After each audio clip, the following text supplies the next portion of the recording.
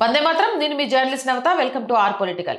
భారతదేశ రాజధాని ఢిల్లీలో భారీ ఎత్తున రక్తపాతం సృష్టించేందుకు లష్కరే తోయిబా ఎల్ఈటీ పన్నిన భయంకరమైన కుట్రను ఢిల్లీ పోలీసులు స్పెషల్ సెల్ విజయవంతంగా భగ్నం చేసింది. ఈ కుట్రలో ప్రధాన సూత్రధారి లష్కర్ కమాండర్ షబ్బీర్ అహ్మద్ లోని పోలీసులు అరెస్ట్ చేశారు. శ్రీనగర్ కి చెందిన షబ్బీర్ అహ్మద్ లోన్ గత కొంతకాలంగా బంగ్లాదేశ్ లోని ఢాకా కేంద్రంగా ఉగ్రవాద కార్యకలాపాలను నిర్వహిస్తున్నట్లు నిఘా వర్గాలకు సమాచారం అందింది. ఢిల్లీ సరిహద్దుల్లోని గజీపూర్ ప్రాంతంలో అతడు సంచరిస్తున్నాడని పక్కా సమాచారంతో స్పెషల్ సెల్ పోలీసులు మెరుపుదాడి చేసి అతన్ని అదుపులోకి తీసుకున్నారు.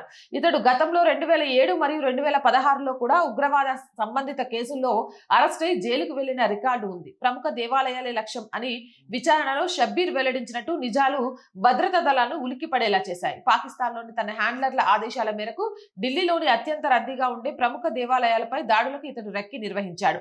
ముఖ్యంగా భక్తుల రద్దీ ఎక్కువగా ఉండే కాల్కాజీ ఈ పురాతన ఆలయాన్ని ప్రధాన లక్ష్యంగా చేసుకున్నాడు.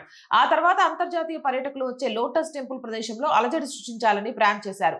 ఇక దక్షిణ ఢిల్లీలోని చాతర్పూర్ అతిపెద్ద దేవాలయం ఈ భారీ ఆలయ సముదాయంపై దాడికి స్కెచ్ వేశారు. పాత ఢిల్లీలోని అతి ప్రాచీనమైన గౌరీశంకర్ దేవాలయం ఆలయాన్ని కూడా సర్వే చేశారు.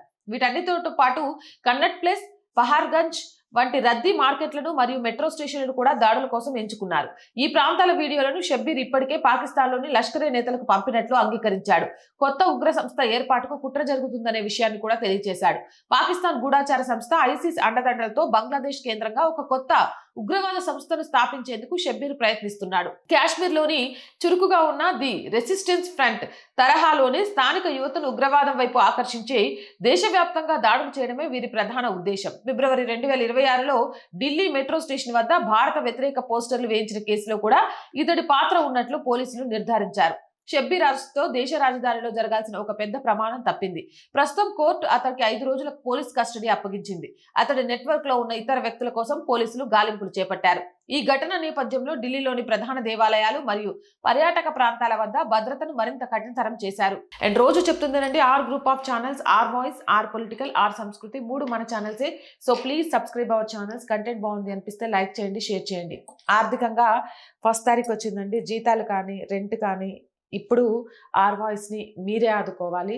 సో ప్లీజ్ మీకు తోచిన సహాయం చేయడం ద్వారా ఛానల్ని నిలబెట్టాలి అనే మా కళకు సహకారం అందించండి. సబ్స్క్రిప్షన్ పక్కనే జాయిన్ అనే బటన్ ఉంది. 1 to 5 లెవెల్స్ ఉన్నాయి. ఏదో ఒక లెవెల్లో సపోర్ట్ చేయండి.